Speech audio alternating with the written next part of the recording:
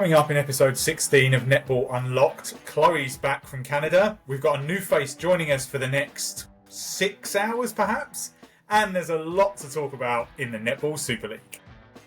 Hello everyone, and welcome along to what might be the most eagerly anticipated episode we've recorded in our very short tenure. Now there are several reasons for that. Perhaps the most dramatic weekend of netball we've had perhaps in a really long time. This might be hyperbole, maybe ever. The return of Chloe, who I'm sure, and I know for a fact, I've heard from people, was much missed last week. Chloe, welcome back. And we've got a debut, and it's former Dragons, Stars and Wales defensive star, Ella Powell-Davies. Ella, as always, we come to our guest first of all. How are you? And thank you for joining us. Yeah, thanks so much for having me. Super excited. I do listen to Netball podcast when I have the spare couple of hours. Yes, thanks so much for having me. And yeah, so excited to talk about what was a crazy weekend of netball. Chloe, first of all, how was the curling?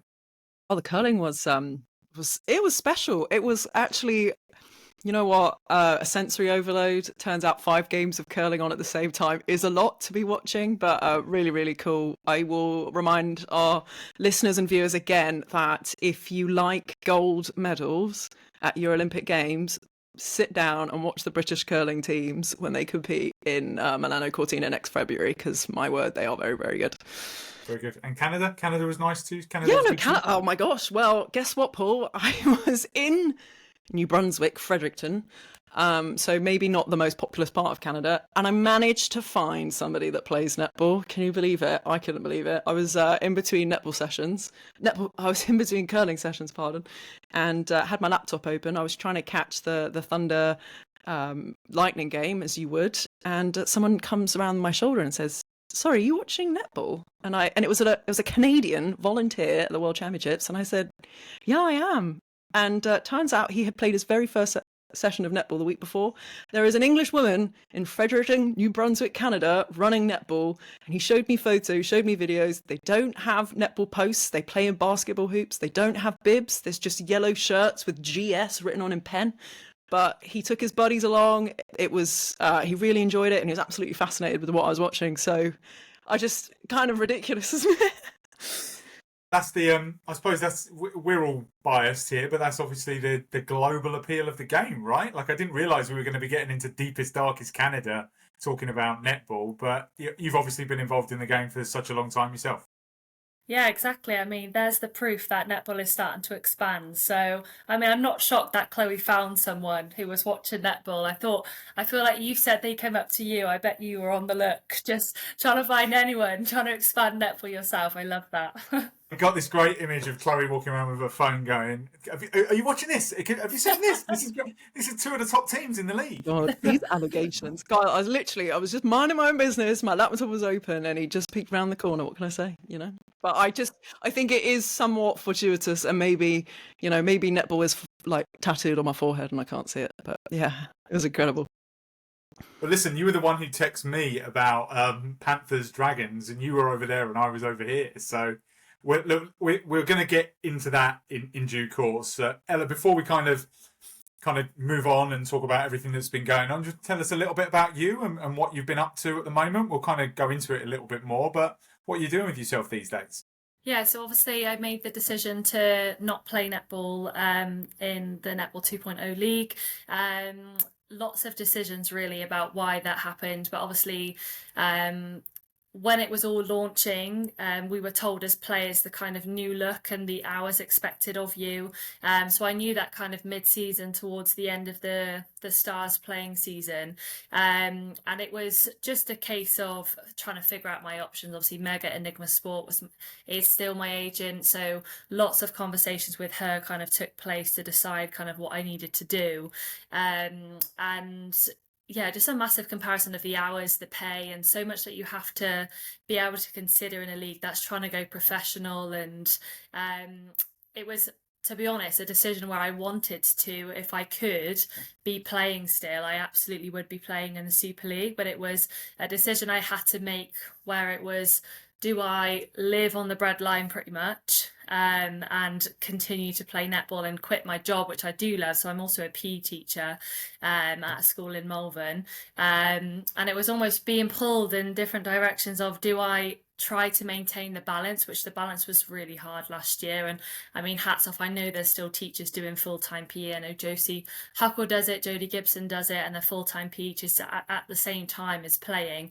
But for me, with the pay and the having to go part-time with work, which was what it was kind of looking like for me, it just wasn't doable. So yeah, I made the decision that, and I did, I'm not going to shy away from the fact that I found the season last year with Stars really, really difficult for a variety of reasons. So that kind of played into my decision to just have a bit of a break.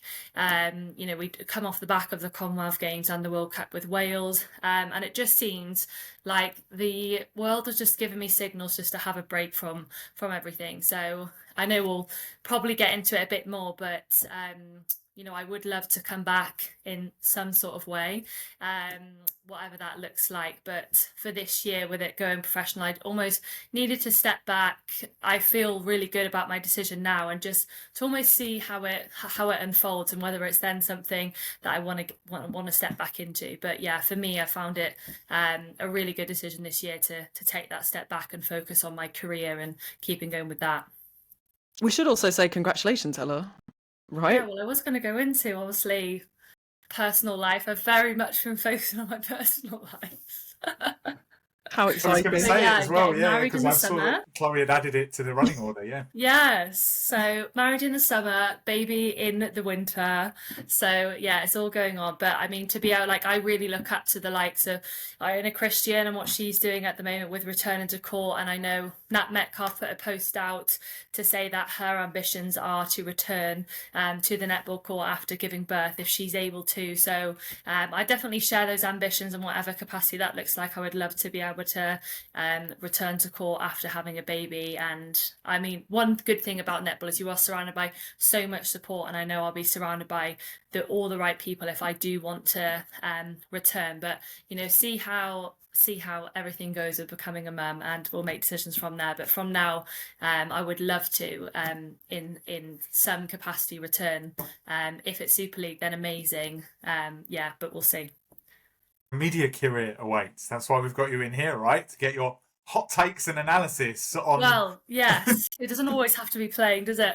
Who knows? But look, I think it's really interesting. We will get into it. I think it's been quite easy for us and those in and around the game to talk to players who've decided to stay. So we're really grateful to you for sort of telling us about why you decided not to stay, which I think is really interesting, and something as the sort of weeks and months go by that we'll maybe hear a little bit more of. But we have to crack on, because there is literally loads to talk about. We usually get into the review of the round, like after a little bit of a chat and after the news. But Chloe, I think it's fair that we bring the news forward today to involve like Panthers, Dragons, because there's no getting away from it. It is the news. There's been it was a brilliant game. First of all, let's not lose sight of that. It was an excellent contest. But then sort of the last few moments happened. Chloe, do you want to run us through it? Well, I think what happened is that it sort of in the dying moments of the game, Joyce Mavula shot a 2-point shot, and it went in, and it was recorded by the umpire as one. And so when the game finished, Leeds started celebrating because they thought they had won by one. Panthers returned to the bench because the scoreline said a draw. And that effectively then led to extra time. And then we ended up in added extra time. So we then also stress tested this other rule, which I think we ought to talk about as well, which is in added extra time, it's 2 goals for a win. So it's almost like a golden super shot. But it was very frantic for everybody involved, because I think Rhinos could certainly sense there was this error that had happened. Panthers are just playing to what that is in front of them, as I think you would if you were a team. Like, you're told from the very first sort of time as a playing netball that, you know, umpire is correct, like, and that's what you got to do. You got to play to the rules. But yeah, gosh, like, did I think this might happen? I think maybe, but it's devastating, I think, when it does. So we, as far as we're aware, Leeds have announced they've sort of are a petition against the result because it went down as a Panthers victory. And actually worth mentioning at this point, because it does affect another game, if you get to extra time, you do get the bonus point. So Rhinos got the bonus point, and so Dragons will as well for that game that also went into extra time. We had no extra time and then 2 extra times at once. But that we haven't had any news from the league. In fact, the league has been, guess what, quiet about this. So we'll wait and see. Probably by the time we put this out, there'll be some sort of resolution. But I'm guessing, I would imagine that there won't be. I think it will stay the way that it is. Ella, what did you make of it when you saw it as a player? I mean, I watched it on catch up, so I was following on Twitter and your text, Chloe, as well. But I mean, I don't think I was expecting what I was reading on Twitter. I thought surely it couldn't be that bad, but I don't think I've seen a game where it goes to extra time and then it goes to further to a 2-goal win. I don't know when the last time that has been seen in the Super League, but definitely not at all when I was playing. And you could actually see from some of the players that even they were unsure on the rules in those situations. And I mean, from my angle, I don't know what you both think. I felt like Joyce was quite clearly in the 2-point shot zone. I know some people were saying it was quick, it was quite tight, but from the angle that I could see, it was quite clearly a 2-shot. And I think, there's been a lot being said on Twitter, and players have bad days, and it is always spoken about players having bad days, but also so do umpires. And I think it's got to be spoken about that. Yes, how frustrating it is going to be for Rhinos. I agree, Chloe, that probably the result is not going to change, but these games are going to get tighter and tighter if they want the league to get more professional and the ability to be tighter amongst teams. These extra time games are going to happen, and they're just, I don't know if it's the technology within netball or something needs to change now with what is going to happen if this happens again. If there's an incorrect error from the umpiring team, what then happens? Because that Panthers and Rhinos are so close within the table that it will have a knock-on effect towards the end of the season. Just that result. And yes, no one means to make mistakes, but what now did the league do to prevent this from happening again? I agree with you entirely. I think the result will stand. I think that seems like it's going to be the case, and mistakes do happen. The interesting thing for me is what might be next from it. And I think I've referenced the fact a lot that I cover a lot of American sport. So the NBA and the NFL, they have clearly a ludicrous sum of money behind them. Let's put that to one side. But actually, there's a pretty swift and pretty conclusive process that is able to sort out situations like this. And the obvious analogy is in the NBA, if someone's behind the arc or inside the 3-point shooting zone, it's fairly simple, and a video replay screen over by the side, you can go and have a look. So where I think we might come down, and I think it's worth noting the Rhinos statement, which I'll just read out here. NIC Leeds Rhinos Netball have submitted an appeal to the Netball Super League Competition Committee to appeal the result of their round 8 fixture against Birmingham Panthers. The appeal is based on the circumstances in which the game ended in regular time. We are waiting response from the competition committee. So what I think is now how Rhinos take the reaction. I think we probably all knew when we saw the benches that there was going to be an appeal, but will there be an appeal to the result, right? And I think if we're honest, there probably isn't going to be a change to the result, but it's how do we take this going forward? Do we equip our technical staff and our officials with the right equipment to be able to do this? Because there is absolutely no reason to assume that this is not going to happen again. In fact, I would say it's quite possible that we might get an on the line or close to the line moment again as these teams are pushing and pushing in the latter stages of games. So it's where do we go from here? Okay, yes, Leeds might be on the wrong end of, let's say, bad luck to start with, but were we prepared for this? It doesn't feel like we were, in my opinion, because it didn't look like the umpires or the technical staff were able to review there and then. So was that considered when 2.0 was put together? I think, Chloe, you and I have said a few times how much of the sport element of 2.0 was considered as we kind of embarked on this brand new era. And obviously, not everything can be done at the same time. But I think, and I feel really strongly, this illustrates netball as a sport. And it's like, are we doing enough to make sure this sport is officiated and played in the right way? So it's the repercussions for me that I think will be just as important. That's not to downplay the points. And actually, I think another point that you just made, Chloe, which was really relevant, and we had to get clarification from the Super League on this morning.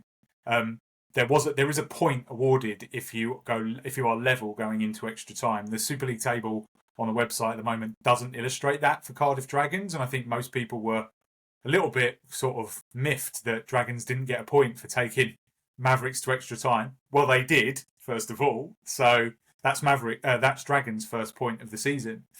So yeah, look, I think there's an awful lot to digest. I thought long and hard about it on my tube journey this morning, and I feel really strongly that it really shows maybe how the competition looks as a sporting entity, and it doesn't look good. I think we need to. Ella made the point about the umpires, and I think we need to remind ourselves that the 2-point shot came in for teams and coaches after recruitment, but it also came to them late as well. So then umpires who are not paid, they have expenses covered, but they're not paid. And I've spoken several times on this podcast saying we need to be paying our officials. I think as part of professionalization, you have to professionalize the whole piece, not part of the piece. I think, and I've spoken about how I thought tech innovations in the sport might have been something that I personally would have thought we would have lent into before changing the rules of the sport that we have, to your point, Paul, to make the sport itself more robust before you then start tinkering with the way it looks and feels. But it's then how you and umpires are only umpiring a super shot in Super League. So if they umpire other netball, they won't be umpiring like that. So they've got to remember when they come to the game, put the Super League hat on to remember the 2-point shot, and that it is in play, and the hand signals are different, etc., etc.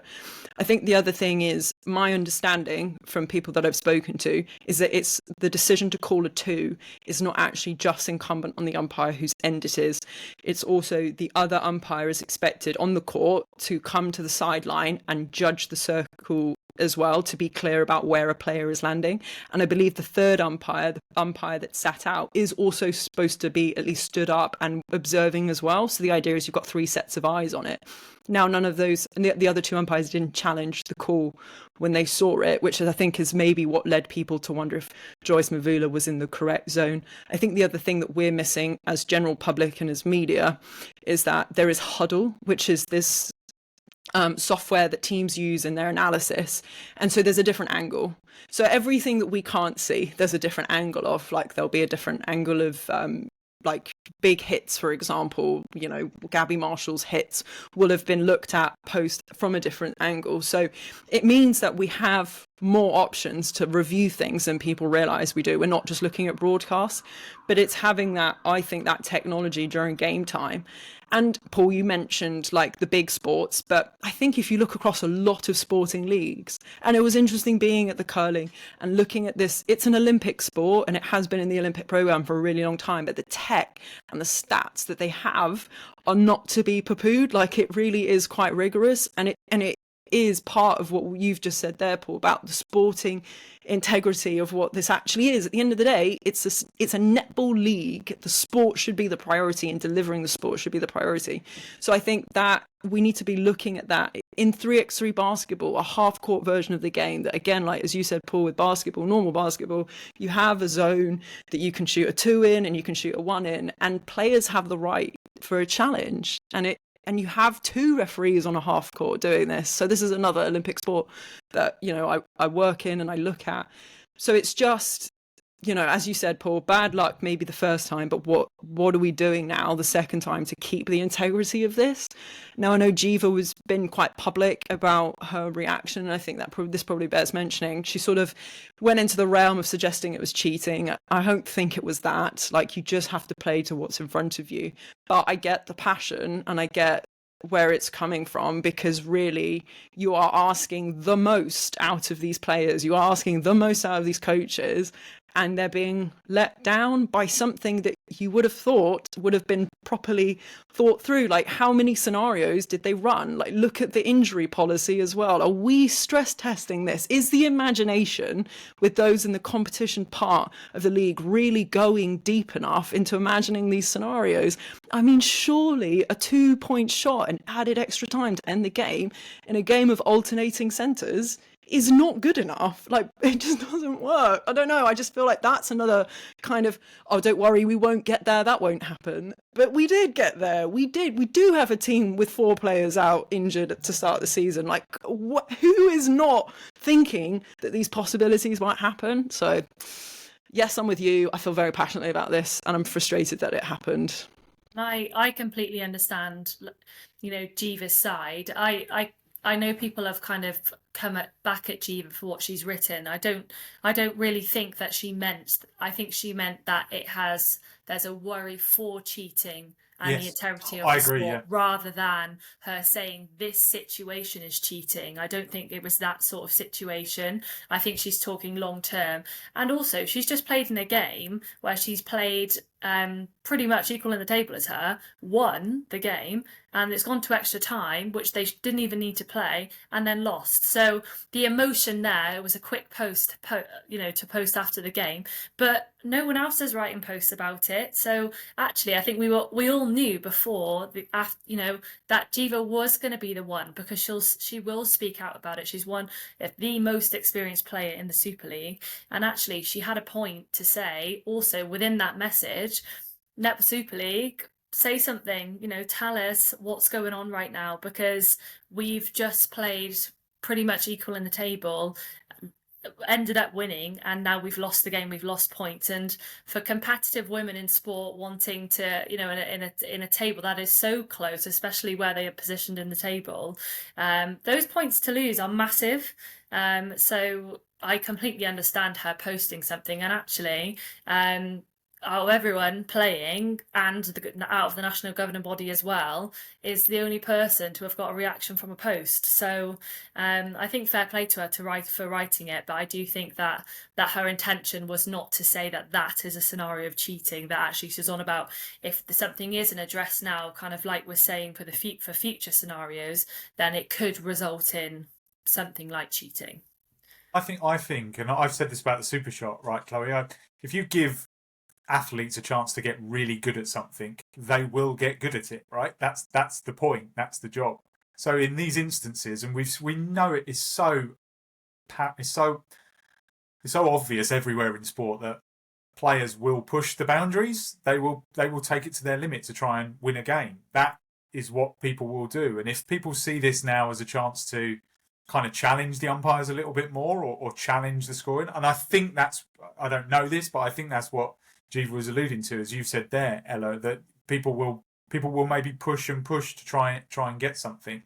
The league table element is really, really interesting as well. I mean, you would probably say Birmingham and Leeds have an outside chance of the top 4, but that outside chance of the top 4 probably hinges on 3 points from Sunday's game. So in that regard, there could be further repercussions on the line. But ultimately, look, I think as far as the results are concerned, we'll probably have to sit and take stock of this and get the outcome for next week's podcast. But I do think the immediate conversation has to switch about review systems and different things like that. And I think I saw on X one of the directors from out in Australia who had said, I think it's Adam Hoskins, who has sent me a couple of messages, and listens to the show, who said that there were sort of similar teething issues to start with, and now the tech bench is able to review all super shots, and obviously as a TV director,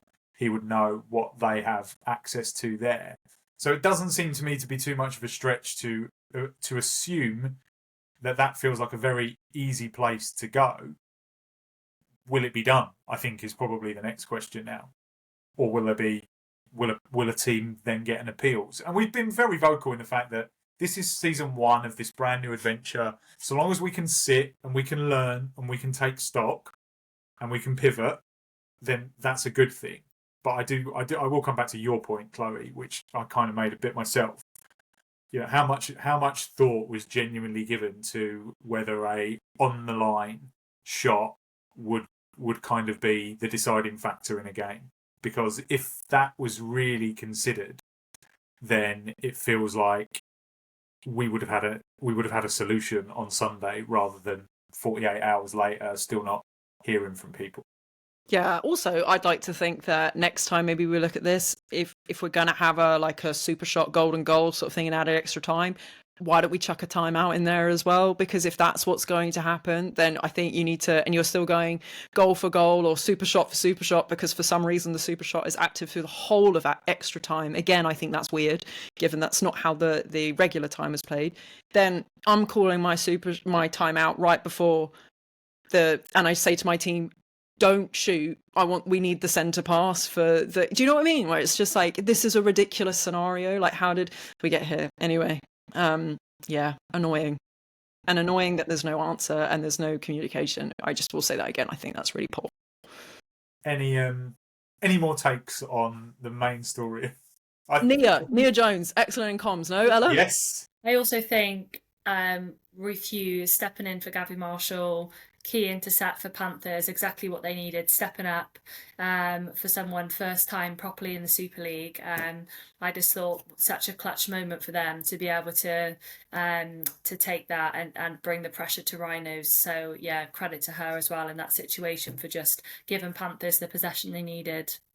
I thought it was an astonishing game as well. It was a really good weekend of netball. I think actually we'll get into it. We've spoken a little bit about how the games have kind of skewered at different times. I thought it was a brilliant end to a really good weekend of netball. From a purely competitive point of view, the actual end wasn't good. Yeah, for the sake of drama, it delivered drama. It was a good game. It was a really good back and forth game with two teams who knew they needed the win. Panthers got out well, Rhinos fought back nicely, and then for Panthers to show the character to challenge and take over the game in the back end of the sort of fourth quarter was brilliant. And then for Leeds to show the kind of calmness, let's be honest, to win the game the way they did as well. I just thought it was really good stuff. It was really interesting. Great game. Also loving the introduction of Gabby Sinclair, want to see more of her. I just think she's growing in confidence, and I think she needed that confidence boost too on that final shot to give Panthers the win. But yeah, I'm sure lots of people share the same of being able to see more of Gabby, because we all know how lethal she is in that super shot too. Nice to talk about the netball, Chloe, yeah? Imagine. It's almost like we started this podcast for that. We're talking actually about Gabby Marshall earlier. You mentioned her there. We had the news this evening that she will be retiring from netball following her second concussion. I'll just read briefly. We'll put this on the YouTube bit for listeners. After consultation with medical professionals, I've decided to retire from netball. This has been a really difficult decision, but I'm unfortunately still recovering from the effects of 2 concussions within a month, combined with previous concussions earlier in my career. To the risks of further impact to my brain are impossible for me to ignore.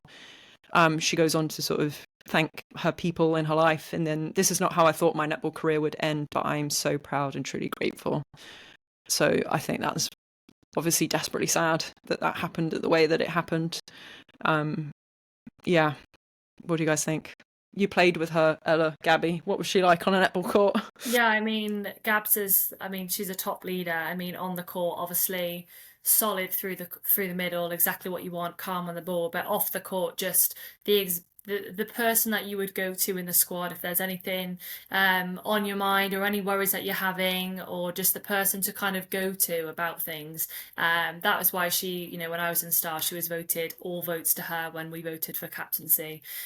So yeah, she's just an absolute top leader, and for someone to, have to make such a difficult decision to have to end their career based on 2 really close head injuries is just, definitely not the way she would have wanted it to finish. finish, but I'm sure we haven't seen the end of her in a netball capacity, whether that comes in a coaching light.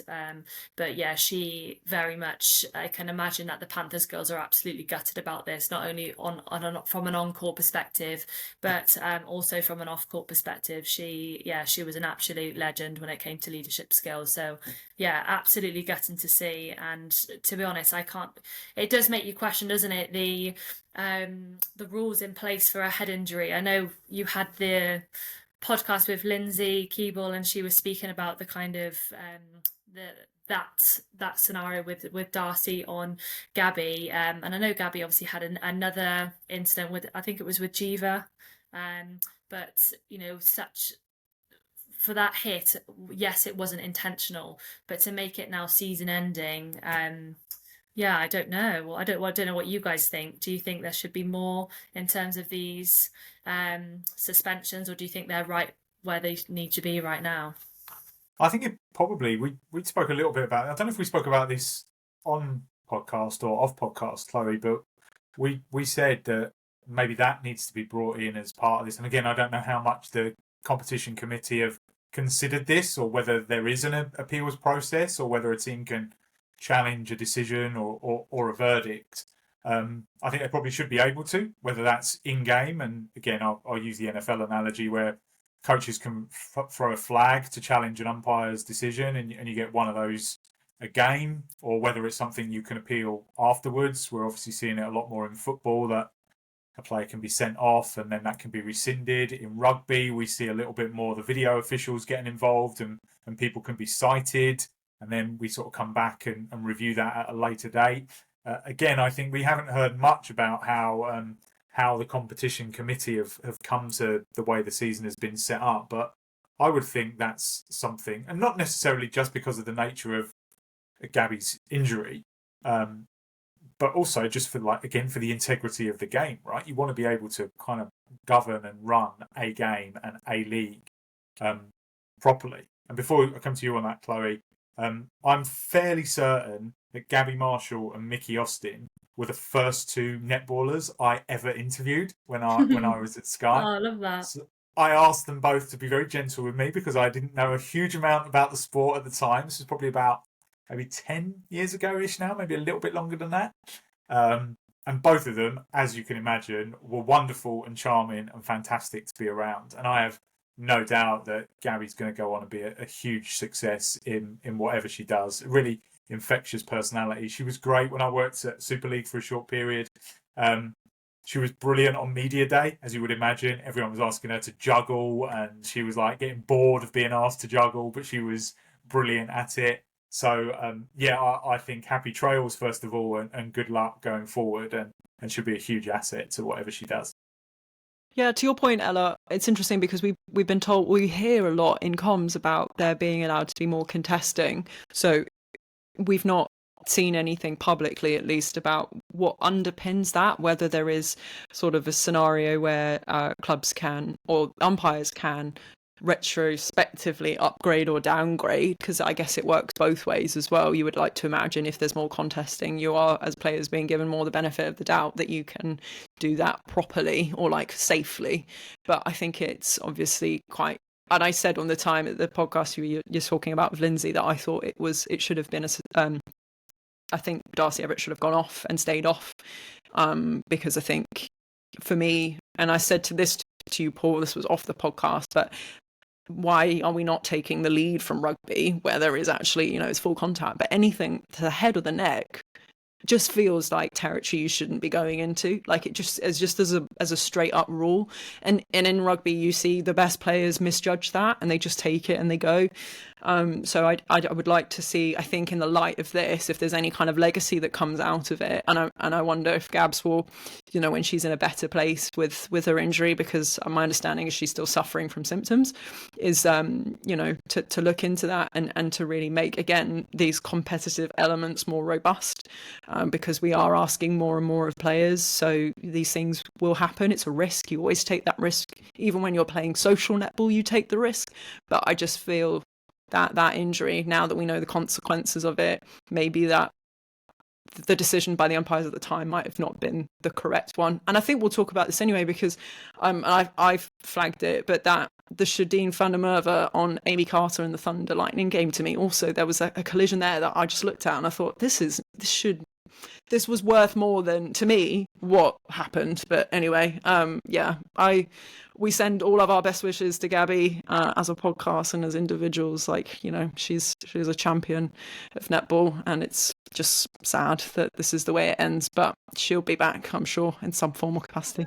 I think it takes you back, though, to when we were talking about the advances in technology for netball for situations like this, because I think if, you know, as a defender myself, sometimes when you are committed on a fly, you absolutely do not mean at all to take someone out. And it is a learn of discipline, but also when you're desperate to turn over the ball, it is, you know, definitely an accident. And I don't believe that Darcy meant it at all, and you know, she is a young player too, and but in situations like that, I agree, Chloe, you would think, you know, it was a huge hit that Gabby took, that it would be more than just a 2-minute suspension. I think we were all thinking, oh, is there going to be a new rule that we haven't, well, a rule that exists but we haven't necessarily seen it in netball yet, where it's going to be a straight sending off. But you would think for situations like that, and the Shadeen situation at the weekend, that there would be some sort of screen that you can go to, because for an umpire to make that decision, you're going to open yourself up to all sorts of things when they accidentally do it wrong and it results in a player being off completely.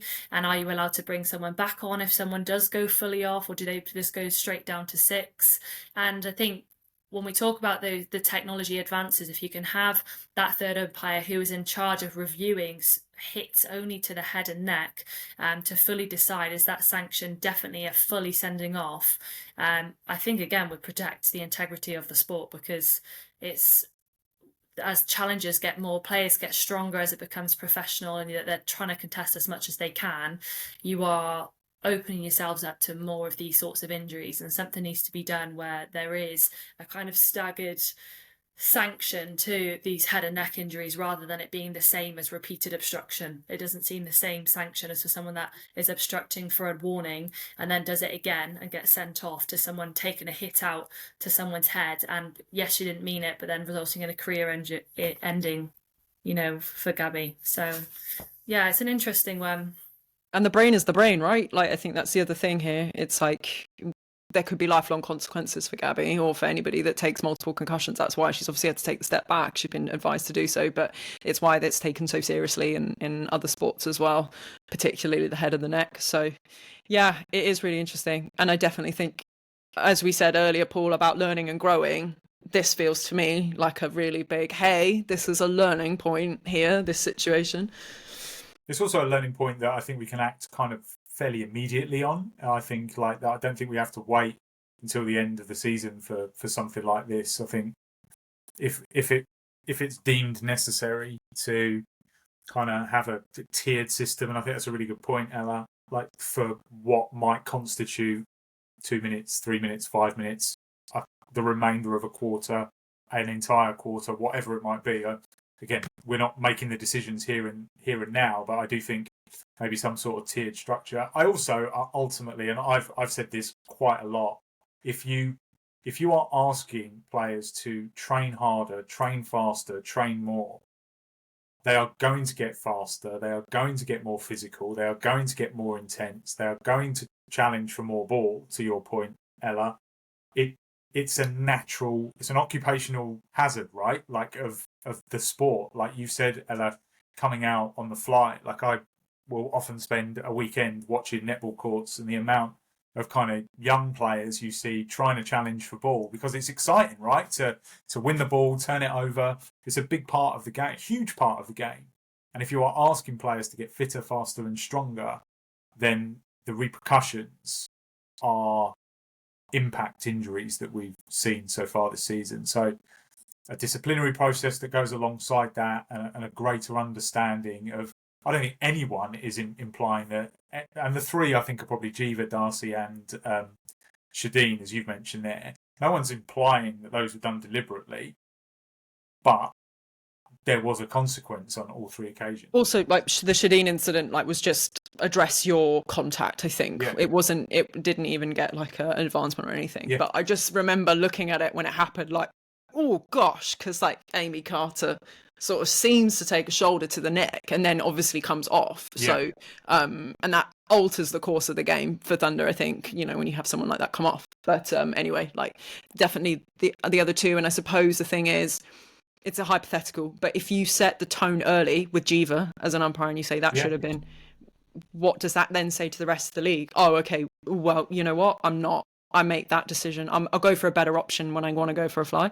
You have to, I think for me, which is what I said at the time, like, where's the line then? If this is not reckless, what is? Like, I don't understand what reckless is. But anyway, yes. There we go. Any more news, Chloe? Shamira Sterling Humphrey is pregnant. Oh, yes. And we've We got kind of suspected this, didn't we, when Samuel Vissa was kind of hanging around a bit longer than anticipated. And exactly that. Sam Marie Visser comes in as her full replacement, and she had a debut on the weekend, and it's quite amazing, I think, in the world of netball to see somebody literally get their first caps and then catapult themselves into the two-time defending Super Netball champions is of the team of Shamira Sterling Humphrey and Latanya Wilson under Tanya Obbs is quite the compliment. So that was quite fascinating, wasn't it? Yeah, very good. So look, I think we could probably call a halt to the news there. Take a pause, take a breath. It was pretty intense. Just a small matter of 3 more netball matches to get through now.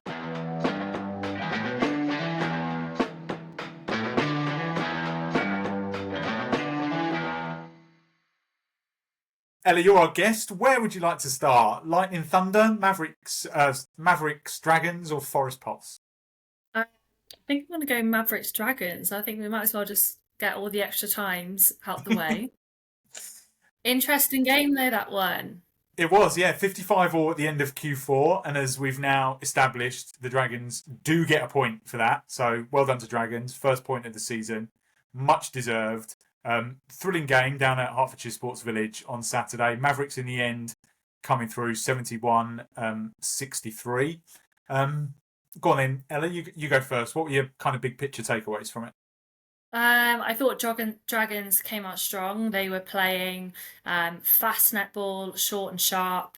And Mavericks, I think they struggled to take the ball off them. Dragons did very, very well with their possession and really starved Mavericks of the ball. Mavericks seemed slow to start with, a lot of uncharacteristic errors for them, and Dragons punished them. And I think that's what saw them get up by 10 goals. And I think with how Dragons were playing, I would have easily thought that they were going to get their first win there end of the season, And I think it was Mavericks that called a tactical timeout, and I don't know what their coaching bench said to them, but it seemed to work because I think within the space of 10 minutes in quarter 3, they just turned the game around in the space of about 6 minutes, and all of a sudden they were back level. And then I'm so glad you said about the point rule for the end, because I was thinking when I was watching it, I didn't realise the rule of that you still get the point when you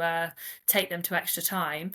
That Dragons may as well have lost that game to at least get the point. But I couldn't find anywhere at all that you still get the point. So I'm glad you've clarified that. And they did still get the point even after losing by more than 5 in the extra time. But I think Mavs just looked so slick, more of what we'd seen from them in other previous games. I think they were just slow to get started against Dragons. And as soon as they found their flow, I think the move of Emma Thacker back to goal shooter was really clever.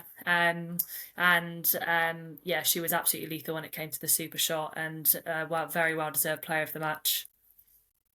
I'm surprised we haven't seen that a little bit more this season. I know Emily Andrews played very well, and I know at times Emma Thacker has kind of been a little bit up and down. But I'm surprised we maybe haven't seen her in as shooter a little bit more. And we know they've kind of had issues with sort of Kira Rothwell's only just back from appendicitis as well, so they've kind of maybe been a bit limited in what they've been able to do in the circle. I'm glad you said about the tactical timeout as well. Anyone who listened to last week's podcast, where I had Tamsin Greenway for company, I asked her about the tactical timeout. It won't surprise anyone to know that she was all over it. She thought it was a great idea in being able to either stop the momentum or address something. And I think that was pretty evident in the game, that it was able to just kind of swing things back around. Chloe? Yeah, I really felt for Dragons because there was a moment, I think, in extra time where Georgia Rowe was just under the post and aired the ball all the way up and down, and they lost possession from it. And I just thought, oh my God, they want this so much. And I think we say this, I say this certainly, this is a team that didn't recruit for the Super Shot. The Super Shot came after recruitment. And when extra time, the Super Shot is available the whole way through, it's, frustrating. But I really thought this was the best that we've seen Dragons play. I thought that, to Ella's point, I literally feel the same. Like, their possession play was so good. They were so direct. And I think we see the benefits of a player like Georgia Rowe when that is working, because you just can't win the ball off it when that ball goes directly in and it's so short and sharp and direct. I thought Alex Johnson was really great again at goalkeeper. She's really come into that position, given that Leah Middleton was supposed to be there. I thought she was brilliant. Just really really gutting, I guess, that's the way that it ended. But my gosh, I think the next few teams that come up against Dragons will have probably looked at that and gone, okay, because that team is really now kind of building, and I think that's a good direction for them to be going in. I think that's what we want to see. Even if they are at the bottom of the table, you want to see this team progressing, and it is progressing. So and I thought, is it just interesting? I thought Izzy Phillips, that decision, some of the substitutions were interesting. Her coming off and then being back on again. I was like, oh, okay, maybe that one wasn't the right one. But I think it was a good game. It was a good game, and I thought Dragons were excellent against Pulse last week as well. They really tested them in several ways, and Pulse came through. But I think by their own admission, kind of found it very, very difficult. We speak about identities a lot, I think that's a really important part of sporting culture. And I think Dragons have got their identity. I think they had it at the start of the year, but naturally with the horrendous Leah Middleton injury, it was going to take time to kind of find a way again. But Alex Johnson's come in and been brilliant. That move of Elle McDonald back to wing defence, along with Jackie Newton, who's been great all year, has really given them a defensive kind of building block, I think, for the rest of the kind of game to evolve. And I was pleased they got the point, because it would have been astonishing to me that you could lose a game and got 1 point, but then drawn it and got no points because you'd have lost after extra time. That would have just felt bizarre. So I'm glad we were able to clear that up. Chloe, you're back. Which game would you like to take next? My gosh, I never get this treatment. No, that's true. I would love to take Forest Pulse as the. Off you go then. I think that Rolene Stripka is netball AI in a human being, because the way that she seems to have just be learning. You get her once, it's like it's not gonna happen like this again. And what a benefit for Forest to have a player where you throw the ball in and she will shoot it where she gets it. Like that's and I just think in the very early moments of that game where Forest were really wanting to establish themselves, where they created that first early lead that they then obviously had to retrieve again in quarter 3, but she was just receiving it on the super shot line. She just wasn't even looking down. She was just putting it in. And it really helps when you are fighting that pulse box, which we've seen and talked about being really, really successful. When you've got Rhea and Bree and Rolene on song, ping, ping, ping in, like, it doesn't matter if you're Fumi Fadoja or Halima Adio, like, it's just quite very difficult to stop. And I think what was really interesting was when Freya Henshaw came on, in the moments where she came on, the box appeared, because the ball speed wasn't as quick anymore. And that just goes to show you that the plan was still the box, but it was just that Rolene plus the Forest attack were denying the box, and they were really going through the middle to really just deny Pulse the space and the time to set that up. So I thought that was really interesting. And down at the other end, props to Hannah Layton, props to Anna Christian. They were really challenging the pocket. So Alicia Scholes comes off massive, because the ball supply into Liv Sheen is just not there. And then the inaccuracies that we've started to see in the Pulse shooting end suddenly are far more consequential than they were, because you've not got your ball supply from defence coming in. You haven't got, Sam Bird threw the bibs around, tried to change. Nothing seemed to really change. Liv Sheen started palming the ball off because she didn't want to shoot it. All of that just builds and builds and builds. And I think was a really great way to challenge Pulse, who have obviously been unbeaten up to this point. They really, the Forest pushed all of the buttons all at once, I think. So, and to have been up by 19? Is that as big as it got, the scoreline? Yeah. Woo!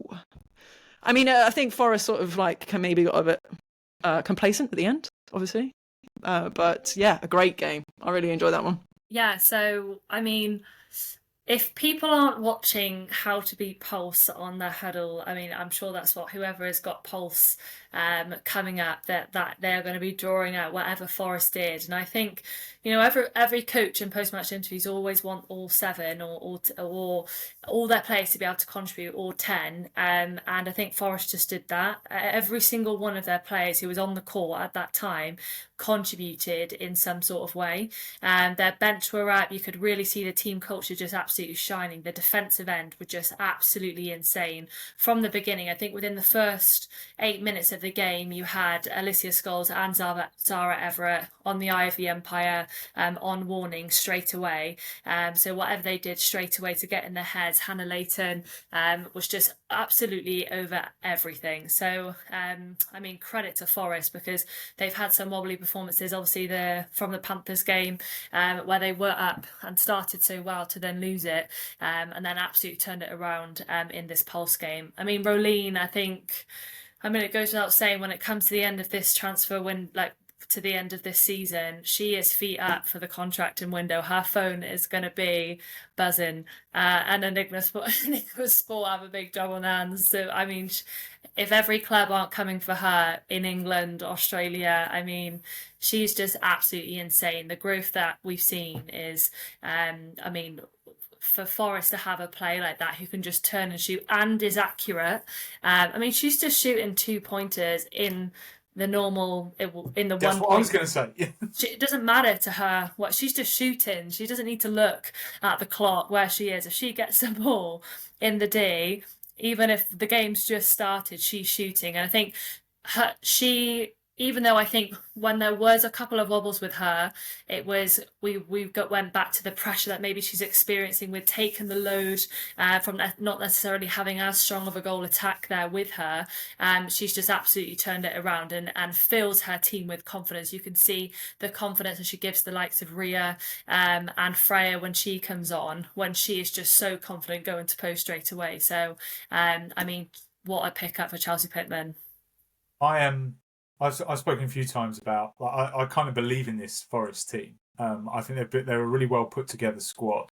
And we should have probably done this maybe for our team of the season, Chloe, but I was thinking on my way home today that like an 8th player of the year, like a 6th man of the year in the NBA would be quite a cool thing to do. And I was thinking, whose bench has been making a really significant impact? And I know Iona Christian started at the weekend, but between her and Neve Cooper, they give Chelsea a real option to sort of change how she wants to play the game, whether she wants to be slightly more physical or slightly more kind of methodical in possession. And with Iona there, she just gives them such ridiculous speed through the court, which when you marry it up with the way Hannah Layton plays and then the way Bree and Rhea play, just like you said, like they're through the box before the box has even been able to be built. And then when you have Rolling, as you've both sort of so well put, she will just shoot. So it's almost like you don't need your goal attack to be a shooter in this instance. You can have an extra player in the middle of the court, and that whole sort of slightly back into your own defensive third all the way through, just I think really buzzed along really nicely for Forest. Like they were so quick, they were so slick through the court. That's now Lightning and Pulse, so the defending champions and the unbeaten league leaders, knocked off at the Motorpoint Arena. Very interestingly, is Manchester Thunder up next. I think Forest will fancy their chances of making another big statement, which I think is cool, right? Like you want new kids on the block to be able to kind of come in and shake the apple cart a little bit, and I think we're seeing Forest kind of find their flow and find their swagger. I still think everything has to hit for them to be great, but they are free scoring. They score loads of goals. And they have rolling, right? And they've got cool tracksuits, according to my daughter who's seen it on Instagram. So it's like, okay, right, every box ticked. Yeah, they just dropped some new merch. Dropped some merch. I've been across that as well. Yeah, Kira's got good taste. By saying that's what they did. I also think what was interesting for me from a point of view on Pulse was that the transition defense didn't really seem to come through. Like when they lost the ball in attack, like maybe for a missed shot or from a peck of a turnover, it was just so quick for Forest, which is funny because that's what Pulse do to everybody else. So I think it's going to be a really interesting one for Sam to kind of debrief and have a look. And you raised this point, Paul, and I think it's a great one, so I'm going to bring it up because you didn't mention it. But why no Nicole Britt at wing attack as an option? I think that was a really interesting call from you because she was tried there, and that was really where I think Hannah Layton was just having fun. So and the penalty count, Ella, to your point, really struck me because it was on the BBC, so they chuck up that stat box now. Yeah, and in quarter one, it was 2 penalties to 15, like to Pulse. So the umpire got on it early, but was almost vindicated by doing that, even if it felt perhaps a bit like, well, it was Caswell Palmer who I think had the Pulse defence end first. Kind of justified because they were just ping, ping, ping. So interesting when you have those early interventions, what that does for your defensive spirit. Plus Rolling Stricker just turning and shooting.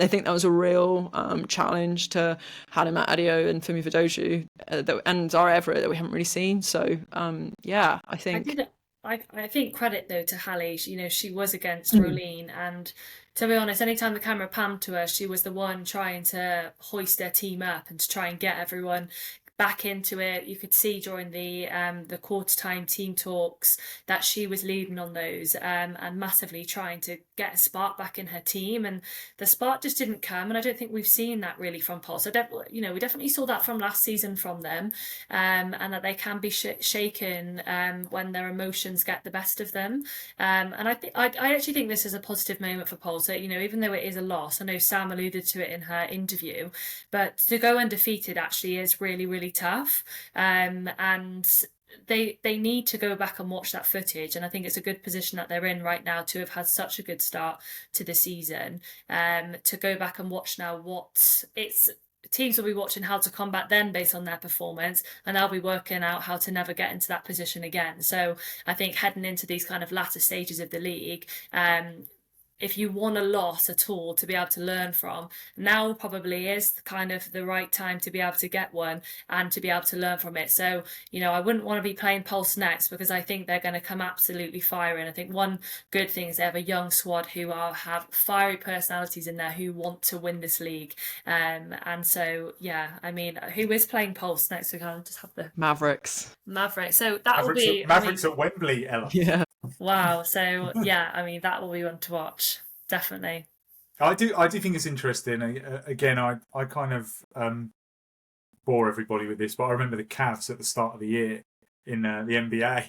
They were 22 unbeaten, and I was thinking, but as that run went on, and I was fortunate enough to see them in person out in New Orleans, as that run went on, I remember talking to a couple of the fans who were there, and they were like, we could just do with losing because everyone's just going to keep talking.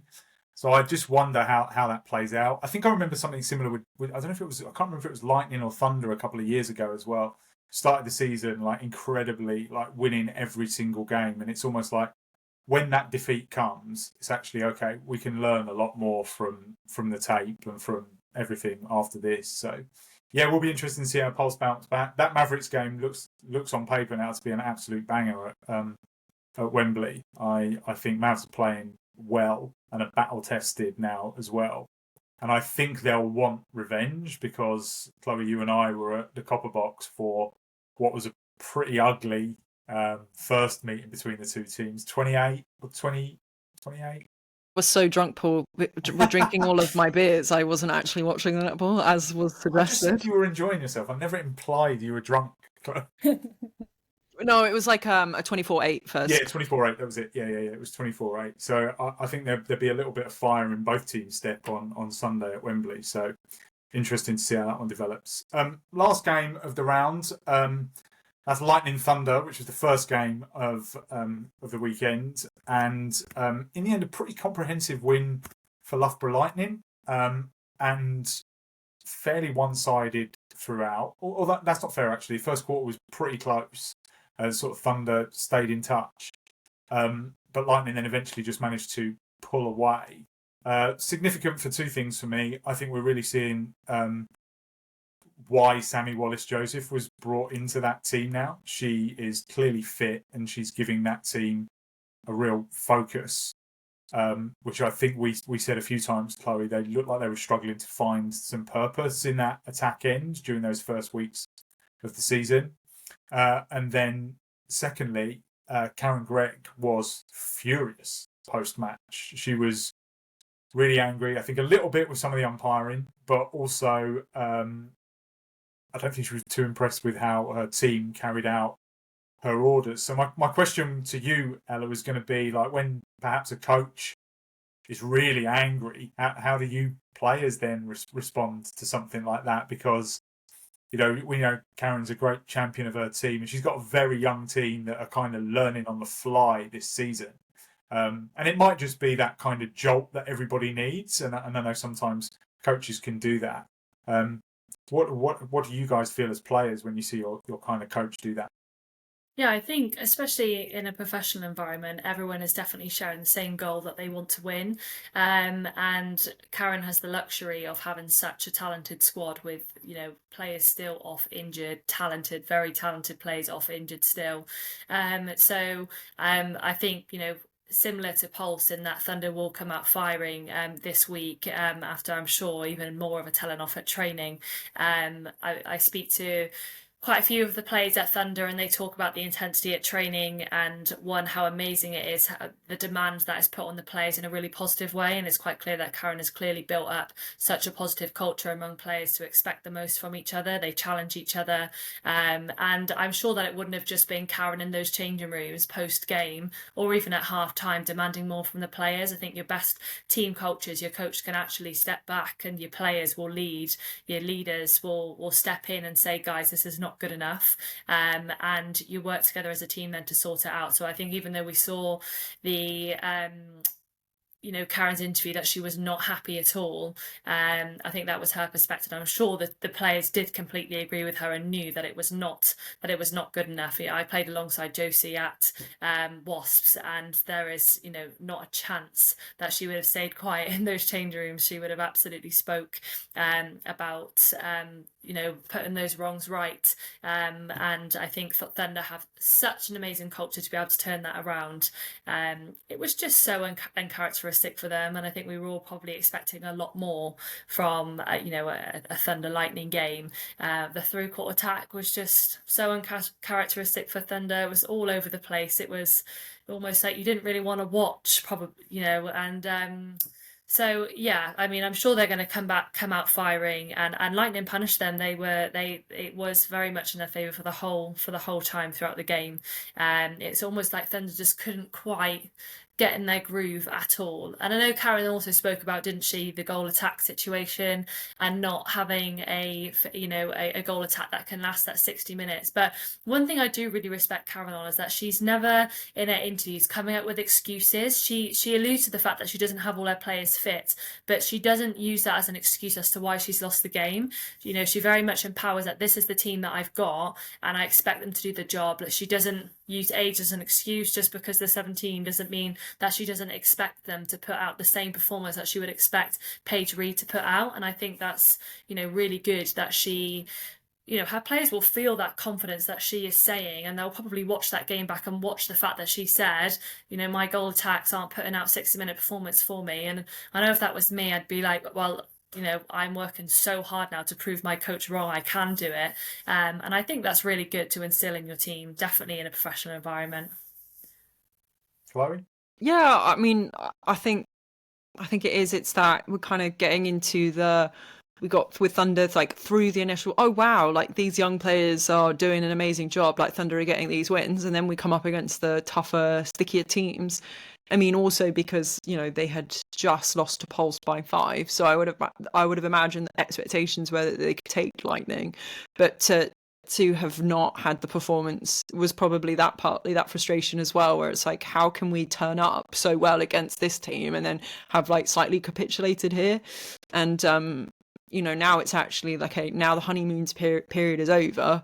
How do I continue to help these 17-year-old and 18-year-old, and then also Emma Rayner probably would have been sat behind Nat Metcalf, and India Massa is a replacement player. So I think it's just a really difficult one, and I think the ball supply, in fairness to Thunder, was coming. Like the defense was winning ball, it just was not being converted, and you just can't do that against Loughborough Lightning, as we've sort of said, or Paul, you've said, like they can outscore most teams. So if you can't make the most of the ball that you do get off them, then it's just going to be an uphill battle.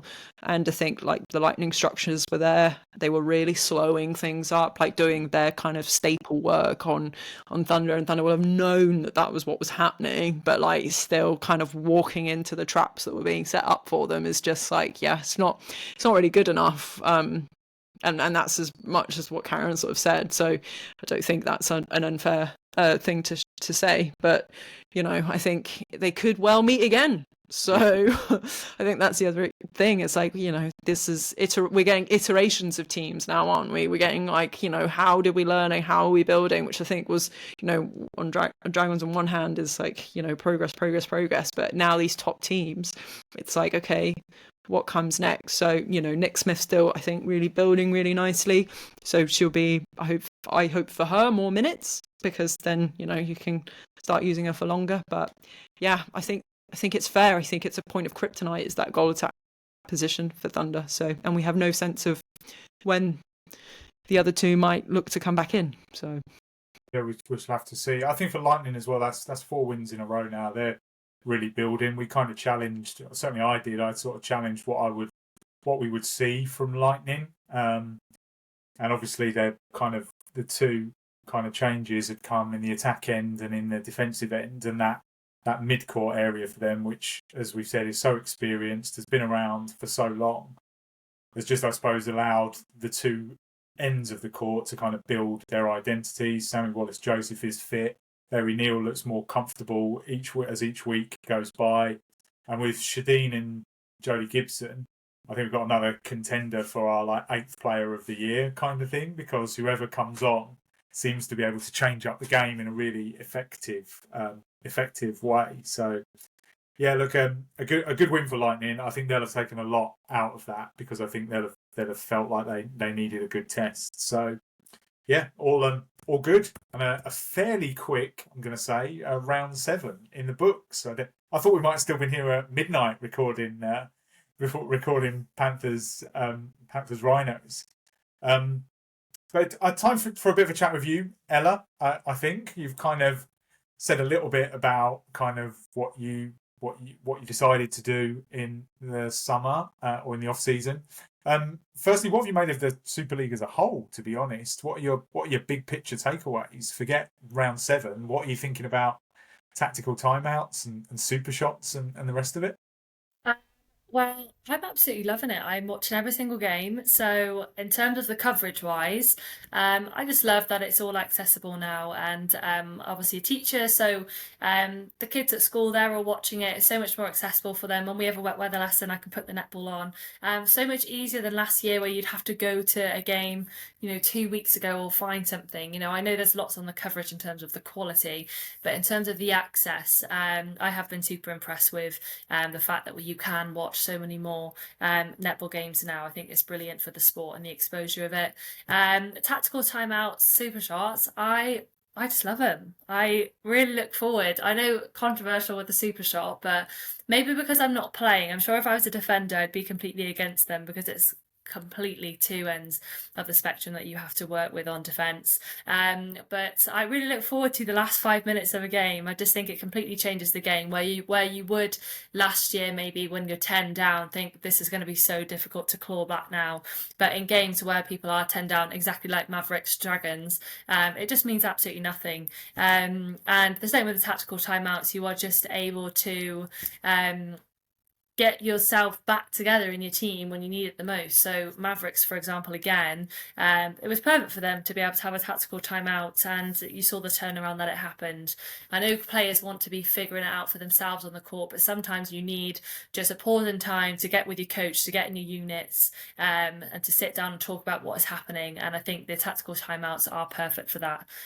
So yeah, love a Netball 2.0, especially the coverage. Not when the coverage goes blank when it's most needed to be watched. I don't know what game that was when it stopped for the last.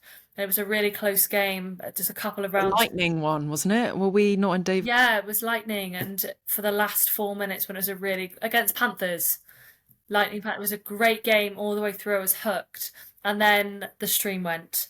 And I know it's been a big talking point, but to have access to all rounds, I've got to say, I mean, my weekends are sorted. I'm like putting it in when I need to watch the netball. So, yeah, absolutely loving it. Loving watching it all. And Ella, with your ear to the ground, as as a player, what's the feeling? What's the vibe? How's everybody sort of responding to this 2.0?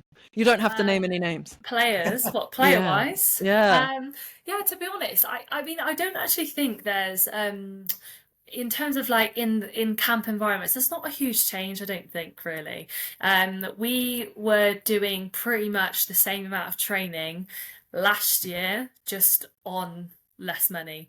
I think really is what I'm getting. I know there's maybe maybe one more extra training session, but I know even when I was speaking to clubs, the feeling I got was that it's not going to be too much different for the commitment wise. The change was the timings of the day. So we used to train, most clubs would do 7:15 to 9:15 ish in the evening, twice a week, and you would have S&C 3 times within that at different times, but they would tend to cater for working from home, for working during the day, so it will be in the evening, whereas now players are doing it more spread out throughout the whole day, which is why obviously I have taken that step back, because it just didn't work in the time frames. But I think load for players actually is very similar to last year. Obviously it's mixed reviews on the Super Shot, but people are just getting on with it now. I think it's just normal. Defenders seem to be the ones that don't like it, and you know, if you're good at it, if you're Rolene, you are loving it.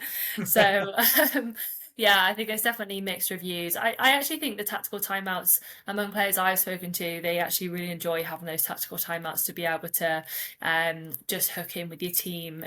So that seems to be really, really popular. But yeah, I mean, it seems positive from players. I think the later start was appreciated just to have, but with players, the preseason is always too long, and I don't think any player is going to disagree with me on that.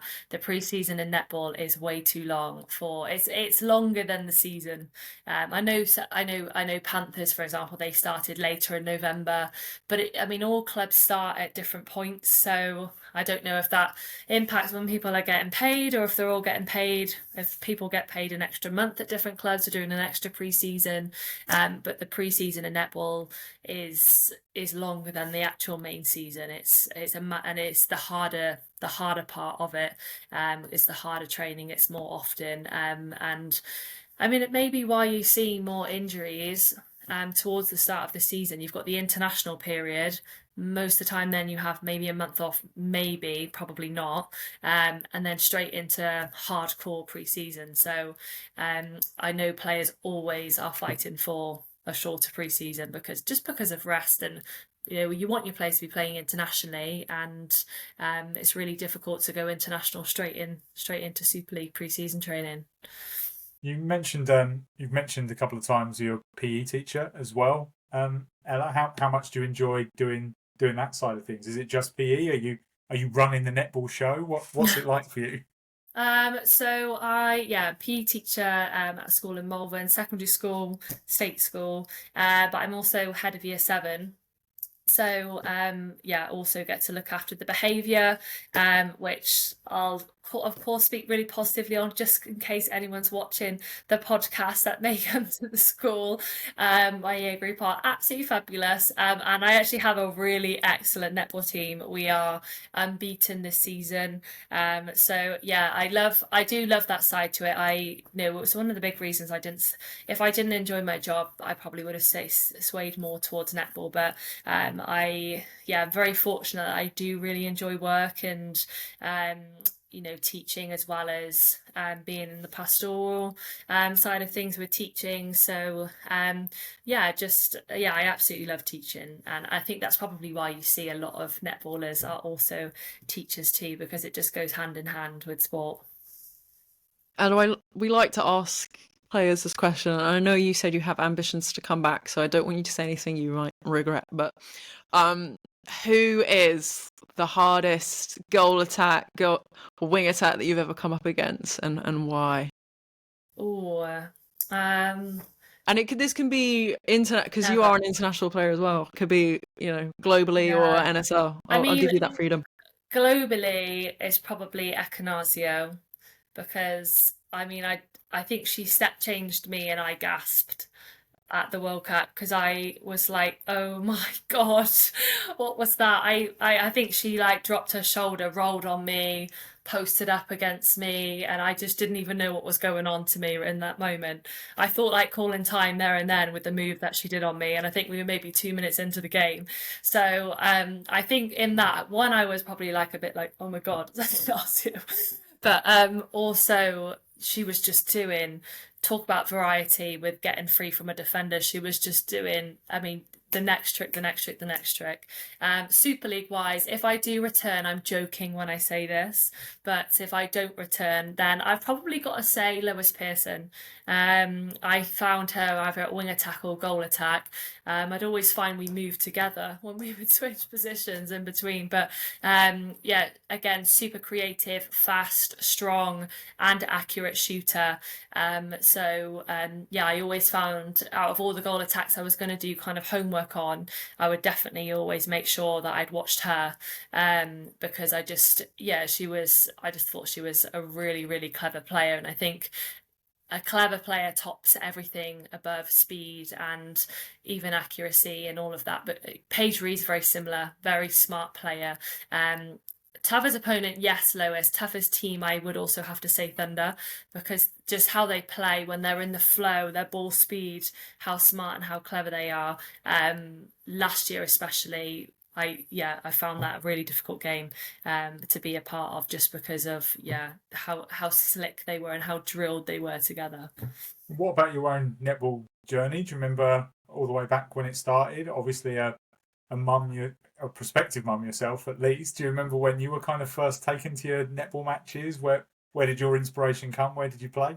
So I started actually in year 7, so when I moved to secondary school, and I actually started playing netball. My friend Meg will probably watch this podcast, but I started playing because all my friends at lunchtime went to netball club, and I didn't know where they were at one lunchtime, and then they told me period 5 that they were all at netball club, and I thought, well, I want to go to netball club then. And so next time I went to netball club, and I wanted to go goal attack, but that was taken by my friend actually. So my teacher threw me the goal defence bib, and then I ended up just staying there.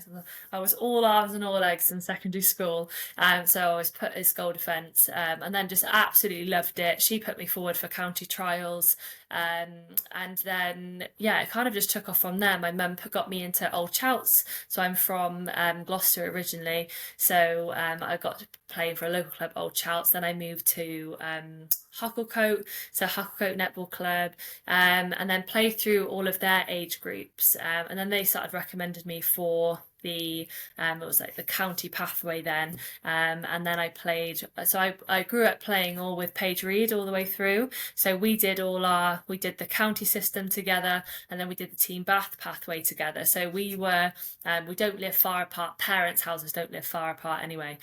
So we would always share lifts together, because I mean the pathway was crazy back when I was a junior. We would be in Bath 3 or 4 times a week with a game on the weekend, and I mean my mum made it happen. She was in the car, finish work early, take me over to Bath, finish off her job working in the Bath Sports Training Village, and then take us home again. So it was, I think it's cleaned up a bit more, the pathway for the juniors, but it was absolutely constant. There was always a new pathway that you could be a part of. So I then got involved in the England pathway, and then got trialed for 7 Stars when it first originated. I think when I was 16 years old, but I didn't get in.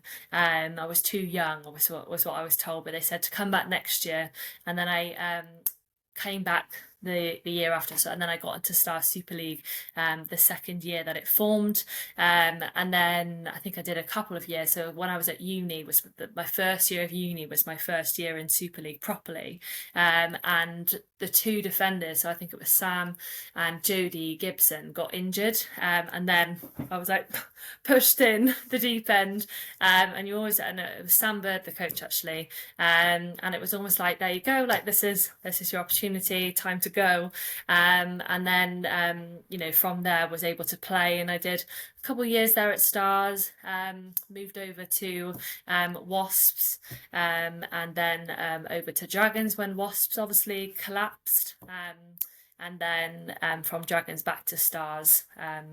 So yeah, that's kind of my journey. I've been with a few teams, and now I'm ready to become a mum. Isn't that funny that Sam Bird was pushing young talent even then?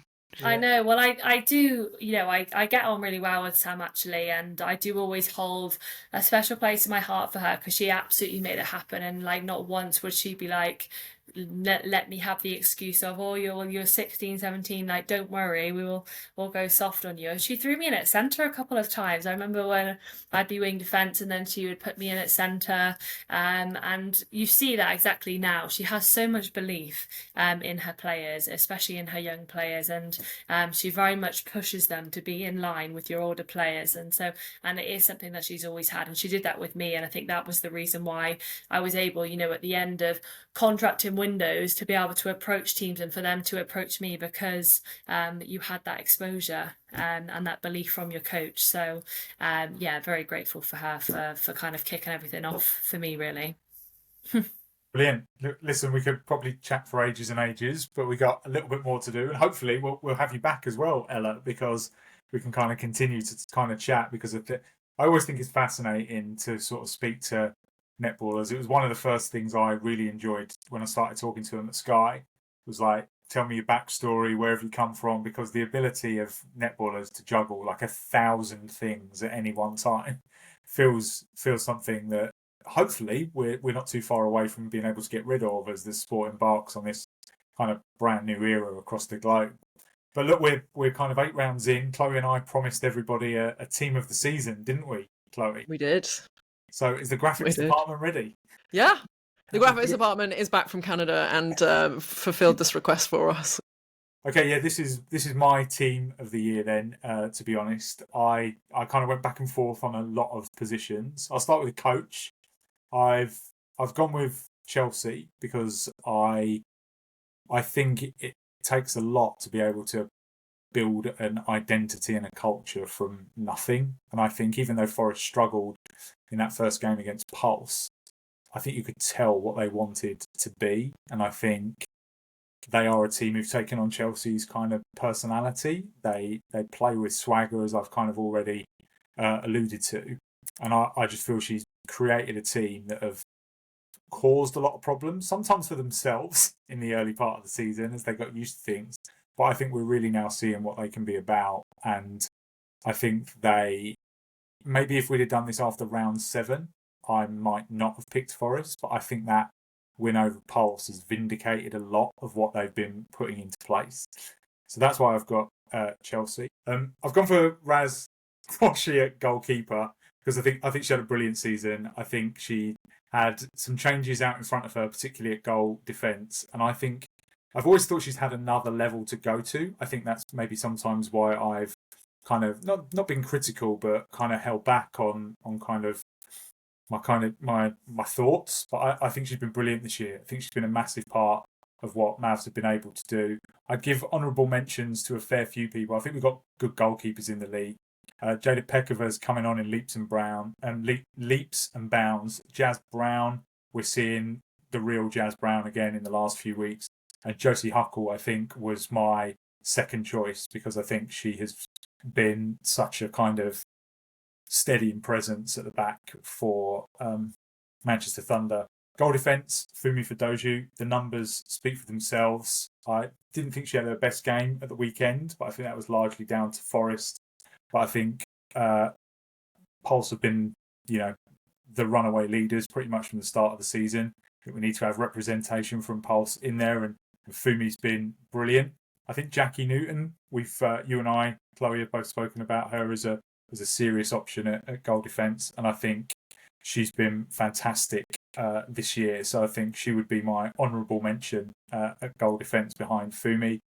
Cassie Howard, I think, has been the best wing defence in the league by some distance since round one.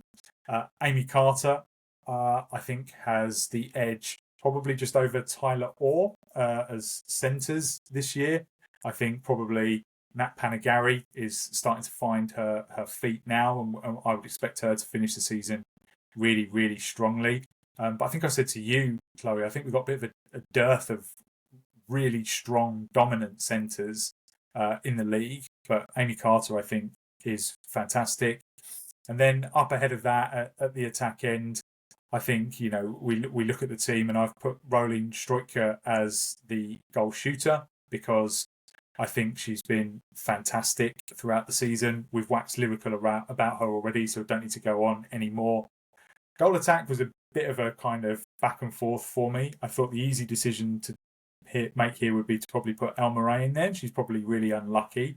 But I've gone for Betsy Creek because I think she's been a massive part of that Birmingham Panthers attack end. I think with Gabby Sinclair struggling through injury and only just coming into the team, I think Betsy stepped up. She's taken on some leadership roles in that team as well with Gabby Marshall. I've been super impressed by her every time I've seen her play. At wing attack, I've gone for Emma Rayner. It really was a kind of toss-up. I reckon if you'd have asked me an hour later, I might have said Susie Liversidge. There's been nothing between the two of them. But we know that Susie Liversidge is a great NSL player. I think Emma Rayner has had a really significant breakthrough year. I think she's been one of the outstanding players in the league. There you go. Maybe we can get Ella to pick her favourite. Ooh. Okay, here's mine. Let's go. So some similarities. I'll start from the back. Well, no, actually, I'll start with coach because that's where you started. Karen Gregg for me, because I just think the what she's had to deal with in terms of injury and how she's managed to still produce some incredible wins off the back of that. I think that's a mark of an incredible coach. I think if you throw other people in that situation, would they have had the same results? I don't know, but Karen has really made the most out of a terrible situation, and I think has justified in the performances already of Nicola Smith, has shown why that player still had levels to get to and is already finding them under Karen Gregg. So and she made that move from Lightning to Thunder for that reason. So I think there we go, Greggy. Then Raz Quashie for me, I agree. I think she's been such a spark for the Mavericks defense end, given especially what's happened to her. We're talking about injury, and to me, she looks happy. I spoke to her after the Forest win.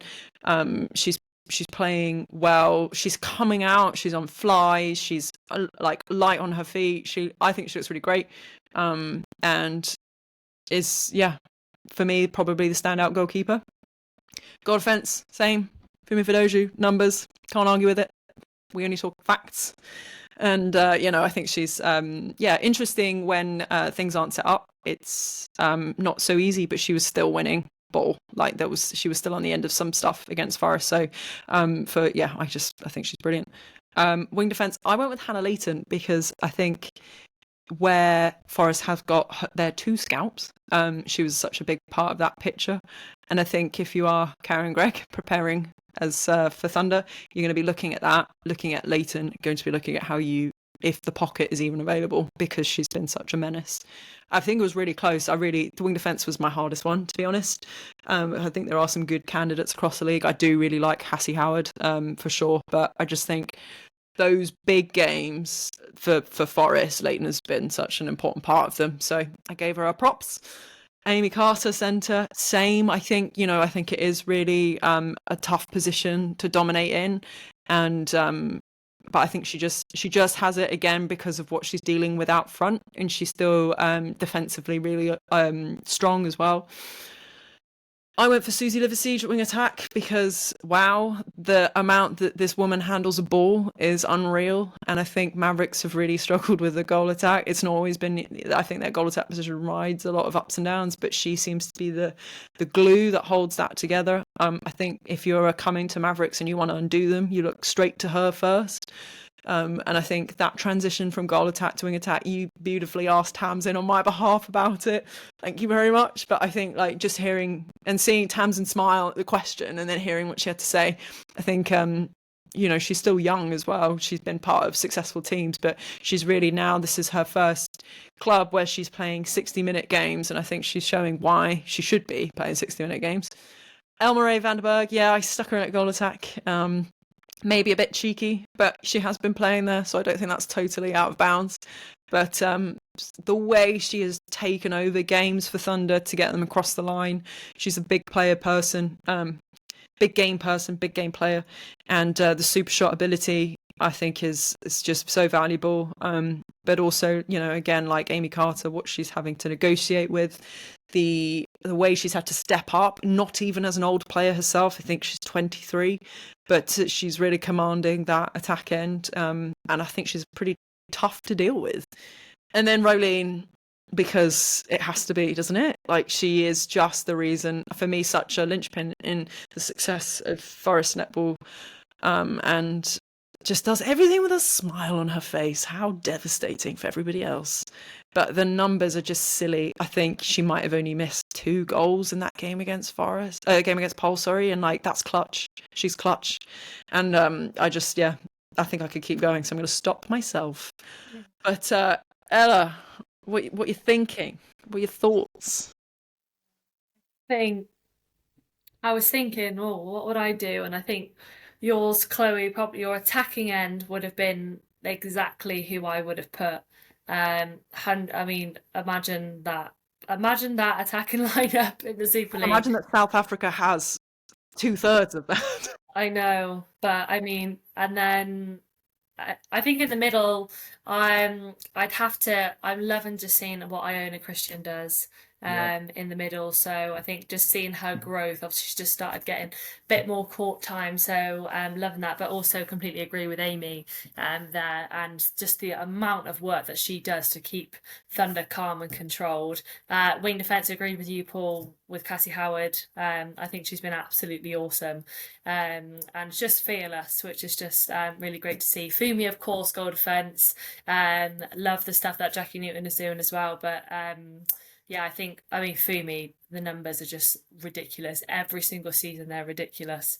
I think it's only a matter of time, isn't it, really, before Suncorp are giving her a call. And then, keeper wise, completely agree with Raz. I also love Josie Huckle. Also loving Jodie Gibson in there. The more that she's coming on, I think Alex Johnson's doing brilliant for Dragons as well at the moment. But I do agree with both of you. My favourite, though, I'd have to, because of the attack line, I would have to go with Chloe. Sorry, Paul. It's fine. But we'll see what the public think. Who knows? You might win. You might win it. Indeed. Chloe will win. She knows how to play to her crowd with her Elmarie and Rolene attack end. She's just pleasing the masses. You can't argue with the numbers. But look, I think a really good exercise. I think for me the most obvious thing that kind of leapt out was I felt like we're quite spoiled at the back end. I think defensively the league looks good. I think beyond sort of Rolene and El Murray as attack end, Livsheen's kind of wobbled a little bit over the last few weeks. I think Dragons and sort of Panthers have been looking to find their attacking identity. So I'm quite keen to see how that evolves over the second half of the season now, because we'll see players who need to step up. I think that's partly why I went for Betsy Creek as well. I think she's had a significant impact on her team, and kind of nominally, I said to you, I think she'd probably be my most improved player, and I think Iona Christian would be my kind of 8th player. Like I think she was making an impact when she was coming on at wing attack. She's increasingly running the game from centre. So yeah, we'll see. Well, maybe we'll compare and contrast when we get to the end of the season. I think we ought to also say that this conversation, it would have been really nice. In my dream world where we have information, is I would have loved for us to do our teams and then to have the team that the numbers point to. I absolutely agree. Statistically, who's the best player? Unfortunately, due to reasons we still don't understand, we don't have consistent. We have game-by-game numbers that for people who work full-time would be a monumental task to try and pull them all together, don't we? That's basically where we stand with that. Yeah, and I think we'd all like to, I and a lot of people online would like to share our collective thanks for Nettie Stats Jean for pulling some of those shooting numbers together and kind of just showing how actually unreal Rolling Stricker is in terms of, but that is the work of somebody with a pen and paper and I really respect that, and we really appreciate that, and that's what we wish we could be doing. And if we had more time and this was a bit more full time, maybe I could join her on that. But it's just still, to me, unforgivable that we do not have stats. Yeah, we don't have game-by-game numbers, which is incredibly difficult as someone who's trying to write or defense like stats. We have they're just like and the website is incorrect and players' numbers are doubled. And Ryan, my husband, came up to me and he said that maths doesn't make sense when he was looking at somebody's percentages. Like, I just think it's we were told that it would be fixed and that people were working hard on it, but we've just confused because I don't think it's ever been this poor, has it? I mean, I used to think, oh God, I'm at the top of the penalty count again, but you can't see that anywhere. You just can't see. Yeah, it's so like, and players definitely look. Players 100% look where they're having a look on that website, and it's such a shame, especially if someone has like watched the netball game, now they're intrigued to search the Super League on the internet, that they can't have that stuff accessible, like we have in previous seasons. It just doesn't make any sense. And none of that historic data was there. I wouldn't even have been able to go and found all of that naughty stuff from you, Ella. You can't find last year's league table, as I keep saying to people. You can't find last year's league table. Yes, that shouldn't affect the operations of the website. That doesn't. You used to be able to look back 3 seasons. Because I did the stuff for Pulse, I used to be able to go back through every year's results, and I could do like a little mini head-to-head, or at least look back at a head-to-head and see, they've won 5 of their last 6, or they've won all 4 games they've played at venue X, Y, or Z. But listen, it is what it is. We're not expecting dramatic change soon. We've only got 6 games of the season left, so it's like... Well, maybe we can do this for the end of the season. What, team of the season at the end of the season? Well, we might have our statistically strongest 7. Your move, Netball Super League, your move. We've got trust in you, Netball Super League. Come on.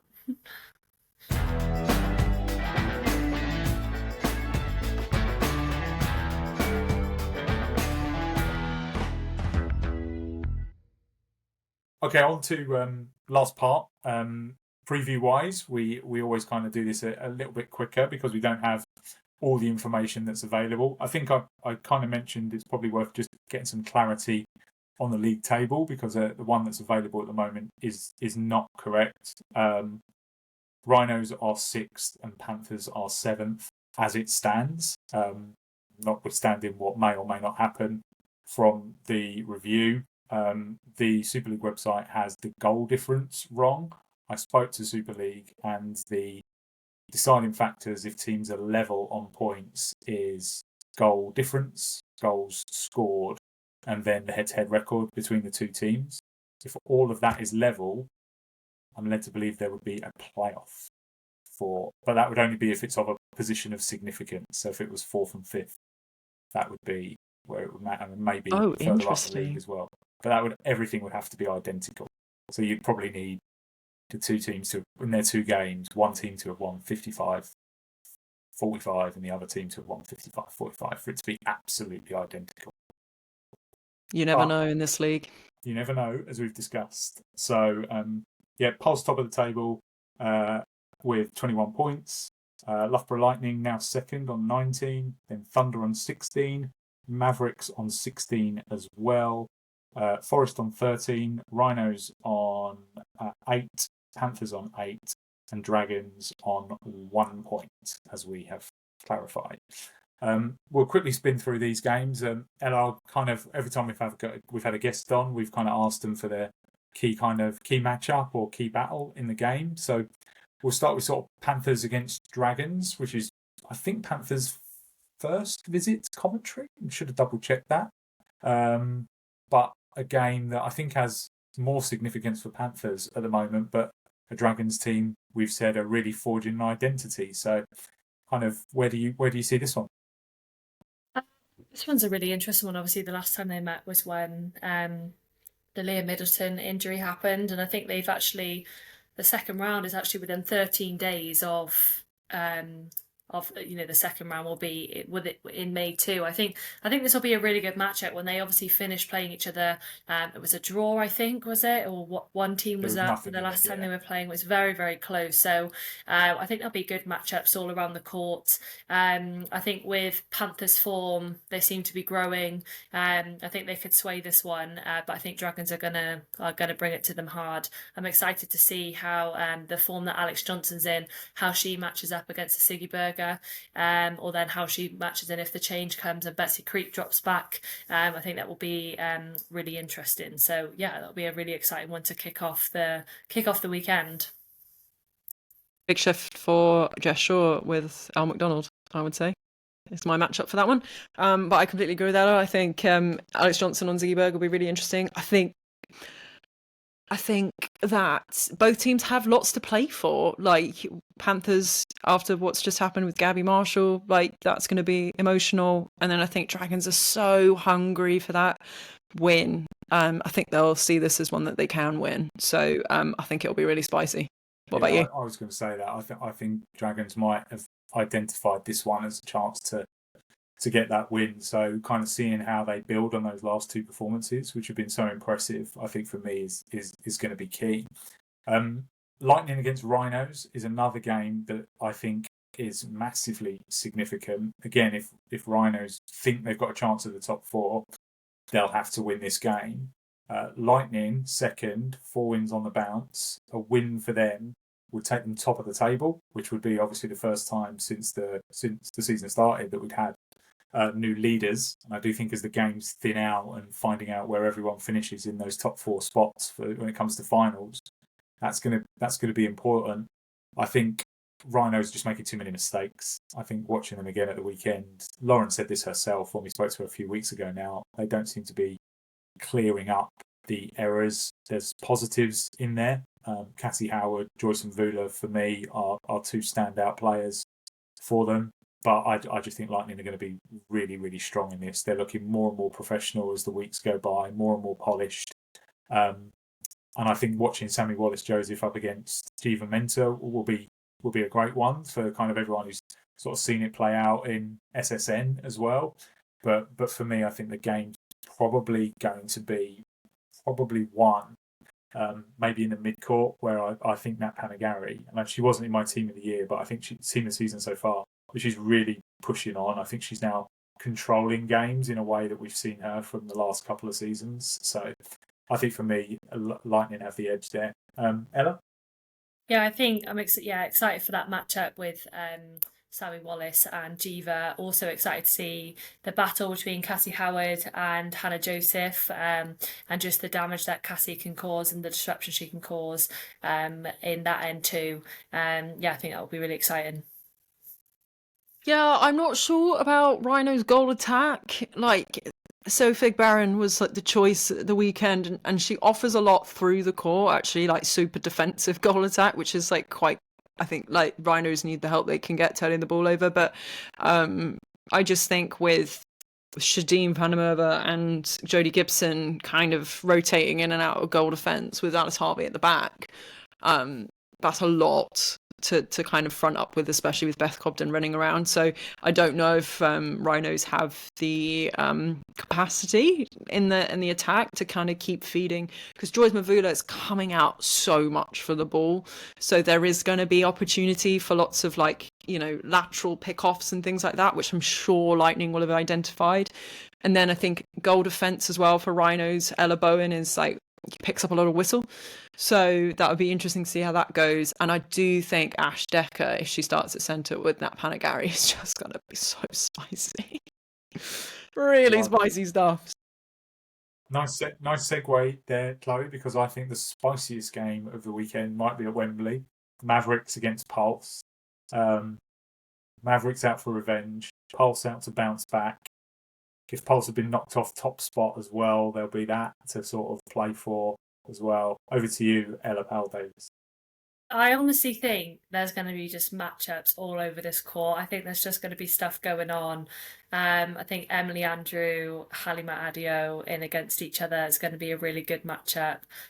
Liz Scholes, Izzy Phillips. I just think it's going to be to see off the body stuff, what is going on, is going to be really intriguing during that game. I think the team that wins it are going to be the ones that don't get themselves emotionally involved in the game at all, and that have a good first quarter that can take the control. I think Mavericks have sometimes been a little bit rocky with their start, and Pulse proved that they can be shaken in the first quarter too. So, but I always think Emily Andrew does get herself into battles, and will end up on the floor and all sorts. So I think Hallie, with how fired up she was in the previous game, those two against each other, it's going to be a very interesting matchup.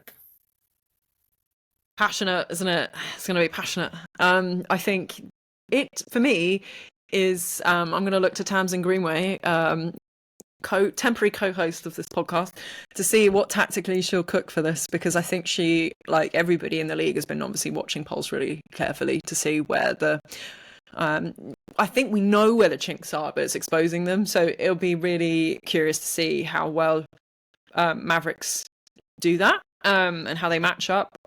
For me, I can't tell if it'll be close or if Pulse will just walk it again. I've got a feeling Pulse could just walk it again, but I don't know. With it's hard. I think it's a tough one. What do you reckon, Paul?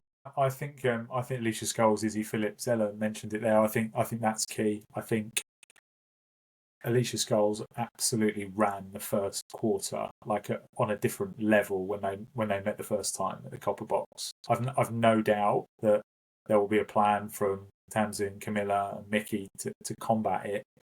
But I think Pulse will have been working very hard this week on kind of ironing out the last couple of weeks, which by their own admission haven't quite gone as they would like. So I think seeing maybe what they're able to put out on court this week will be super kind of, I don't know.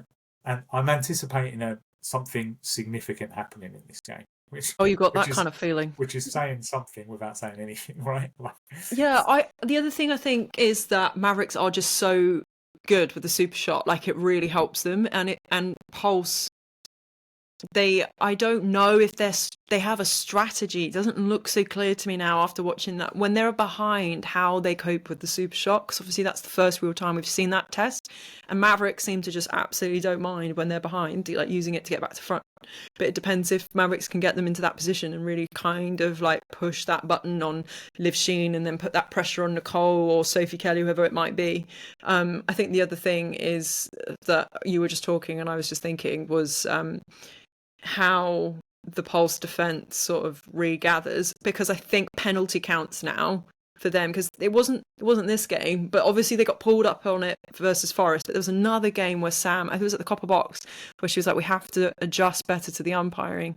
So I just wonder whether that's going to be something in training as well, that they look at just being a bit cleaner, and really not giving Emily Andrew the chance to fall on the floor. But we'll see. Probably not anyway, but bless her.